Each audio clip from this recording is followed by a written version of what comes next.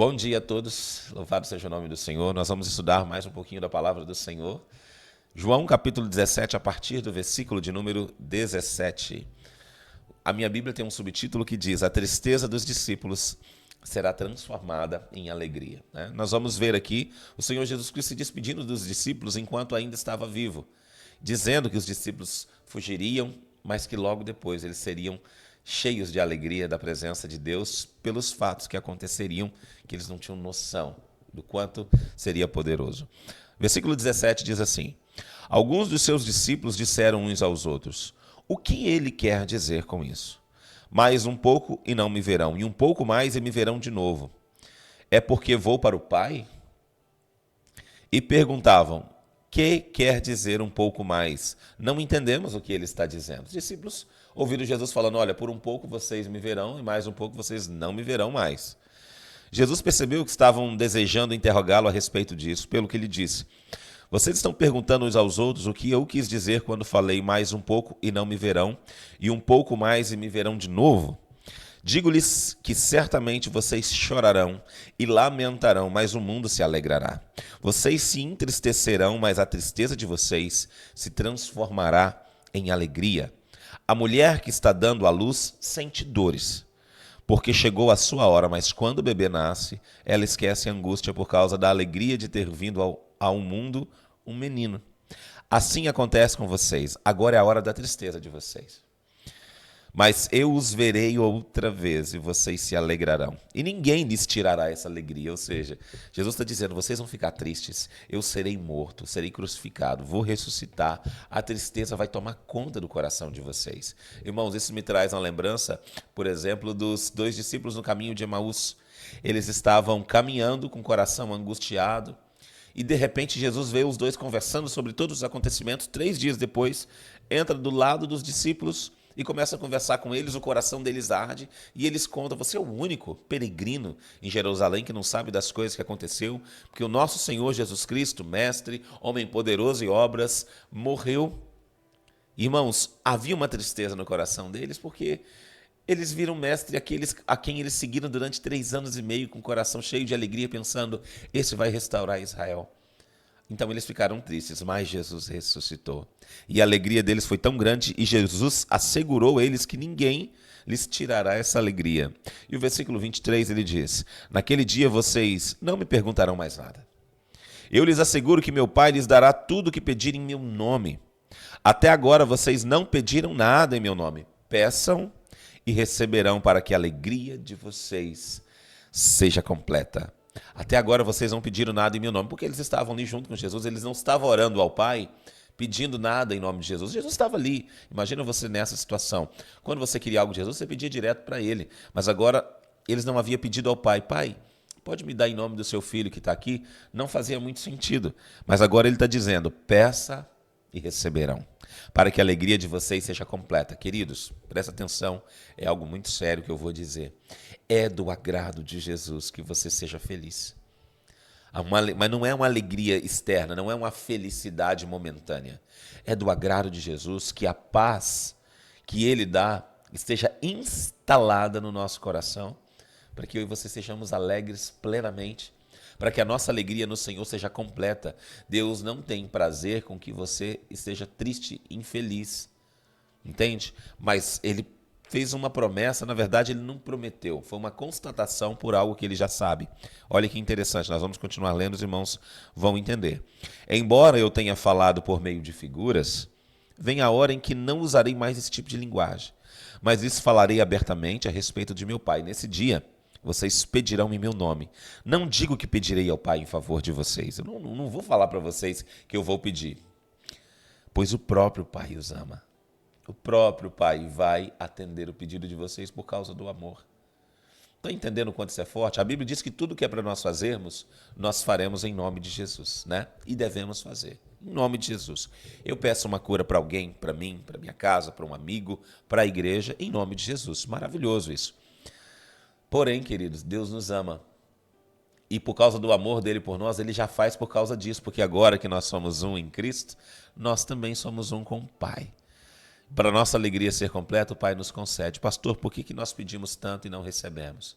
Irmãos, há tantos fatores que podem atrapalhar. Às vezes o Senhor nos deixa colher consequências daquilo que nós fazemos. Atitudes que nós precisamos passar por elas para crescermos. Às vezes nós torcemos o direito, torcemos a justiça. Irmãos, nós vivemos tempo que se você analisar algumas coisas que nós fazemos, nós olhamos para a falha do nosso próximo e esquecemos da nossa. Nós dizemos que o próximo é injusto, mas nós praticamos injustiça. A Bíblia diz, ai daquele que torce o direito e que torce a justiça.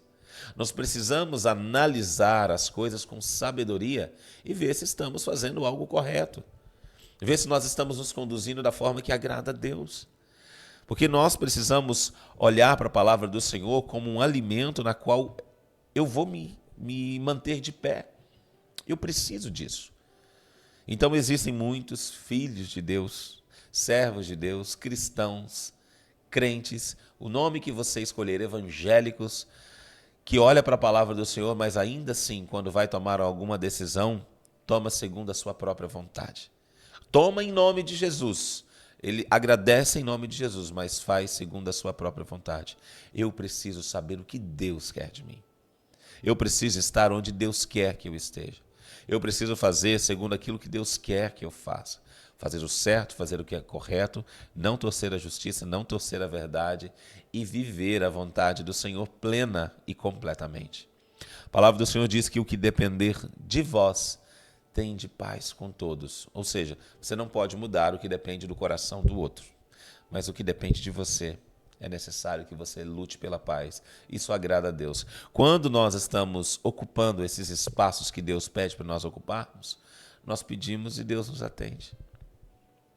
Esse é um dos motivos, um dos fatores porque Deus atende e não atende. O outro é a soberania de Deus, Ele sabe o que é melhor para nós.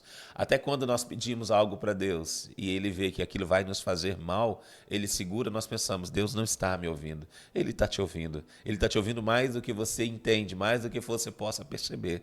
E está te dando aquilo que é melhor para você. Irmãos, Deus é maravilhoso, Ele quer o nosso bem. Só que na nossa mente, o estar bem é o estar abastado financeiramente, estar cheio de pessoas à volta. Para o Senhor não estar bem, irmãos, é estar de pé na presença dEle, recebendo e sendo tocado e sendo usado por Ele. É saber que esse mundo é tão passageiro que eu preciso estar alinhado com a sua palavra. Estar bem, às vezes, para nós é diferente do estar bem de Deus. Então, se eu não estiver conectado com Deus, sendo um com Ele, eu jamais vou entender o que eu sou, quem eu sou, para que eu vim, qual que é o meu propósito. E é terrível uma pessoa que não entende o próprio propósito. Ela se perde. Então, vamos ficar atentos a isso. O texto continua dizendo, então os discípulos de Jesus disseram, agora estás falando claramente, não por figuras. Agora podemos perceber que sabes todas as coisas e nem precisas que te façam perguntas. Por isso, cremos que vieste de Deus. Respondeu Jesus, agora vocês creem? Aproxima-se a hora e já chegou que vocês serão espalhados, cada um para sua casa.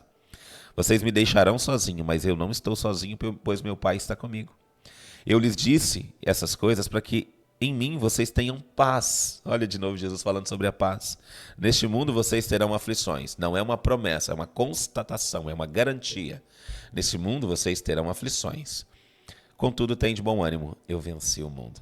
Queridos, quando Jesus foi orar no Getsemane, aquele episódio onde ele transpirava e suava e chorava sangue, onde ele estava ali em tremenda agonia, né, no Monte das Oliveiras, no Monte da Prensa. Jesus literalmente foi prensado naquele lugar. Ele voltava até os discípulos e eles estavam dormindo porque eles estavam tomados de cansaço e medo. E Jesus falou assim, vigiem comigo, e voltava para orar. Quando ele voltava para ver os discípulos, estavam dormindo de novo. Vocês não podem vigiar comigo pelo menos 1 hora?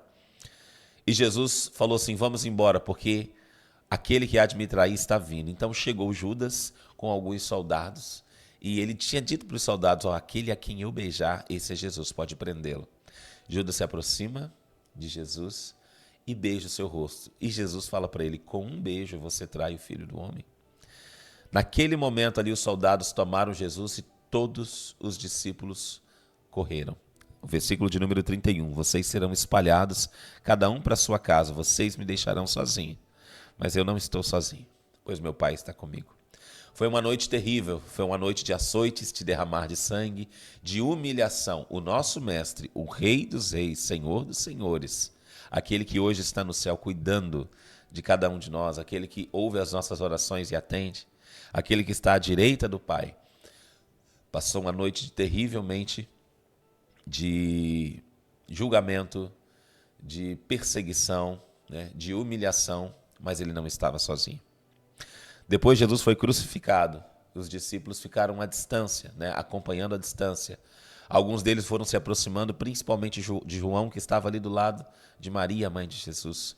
No final, né, Jesus olha para João e fala assim: filho, eis aí a tua mãe, eis aí o teu filho, para que ele cuidasse dela, né, para que ele tivesse esse cuidado. Com isso, nós chegamos a entender que o próprio José, pai de Jesus, já não estava mais vivo. A Bíblia não deixa isso para nós declarado, mas alguns teólogos acreditam que o fato de pedir para que João cuidasse de Maria é que ela já não tinha mais um homem. Jesus era o primogênito, né? Jesus é aquele que abriu a madre, então ele pede para que João esteja alimentando, cuidando, porque esse era um cuidado que os filhos tinham com seus pais. Queridos, quando nós olhamos cada um desses detalhes da palavra do Senhor e o que nós vivemos hoje, nós cremos ainda mais que tudo que a Bíblia disse para o nosso ensino, para a nossa alimentação espiritual, se nós nos dedicarmos realmente a conhecer a vontade do Senhor, nós seremos plenos. Existe alguém que não é pleno, é porque essa pessoa não entendeu o motivo dela estar na presença do Senhor. Talvez ela não tenha entendido, como a gente costuma dizer, a cosmovisão da vontade de Deus, entender o todo, está perdida buscando coisas, mas não está diante de Deus buscando a sua plena vontade. É isso que nós precisamos. Que Deus conduza a mim e a vocês, a cada um dos irmãos que estão nos acompanhando, que nós tenhamos entender o nosso propósito nessa terra como filhos de Deus. Irmãos, nada mais faz sentido se nós fugirmos da presença do Senhor. Não importa qual seja a carreira nesse mundo que você queira seguir, sem Deus é uma furada. Pode ser a melhor de todas, pode ser a coisa mais linda desse mundo, sem Deus é uma perda de tempo. Porque chega momentos, ainda nessa vida, que nós nem desfrutamos de tudo aquilo que nós lutamos tanto para ter. Entende? Só faz sentido real e verdadeiro estar com Cristo. As demais coisas não fazem sem Deus. Agora, se Deus te dá o privilégio de ter algumas coisas e estar na presença dele, isso é motivo de grande alegria. Bem-aventurado, feliz é este homem, é essa mulher, mas buscai primeiro o reino de Deus e a sua justiça, e todas as coisas serão acrescentadas. Queridos, que Deus os abençoe. E que aquilo que eu não consegui expressar em palavras, Deus complemente no coração de cada um dos irmãos, em nome de Jesus.